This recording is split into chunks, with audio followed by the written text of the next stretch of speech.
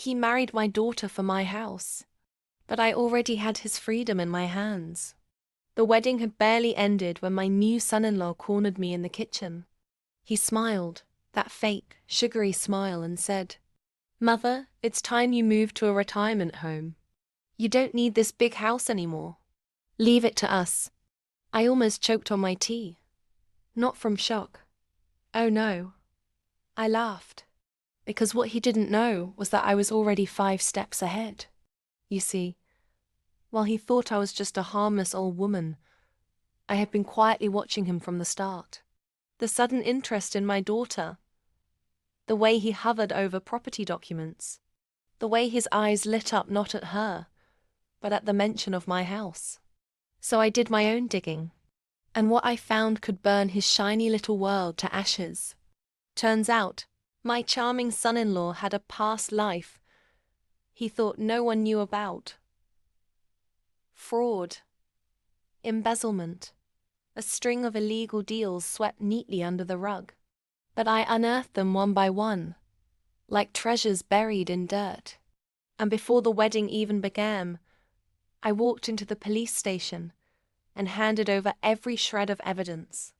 The officers told me to sit tight. They were building the case.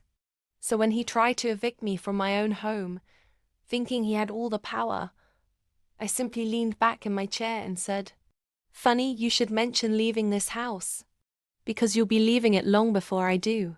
His smirk faded. 2 weeks later, the knock came not on my door, but on his. Police, badges gleaming, handcuffs ready. My daughter screamed as they led him away in front of the neighbors, his secrets spilling across headlines like spilled ink. Local man arrested in fraud scandal. The crazy part? He hadn't just married my daughter for my property. He had signed all their joint accounts into his name before the arrest. But because of my report, those accounts were seized as evidence.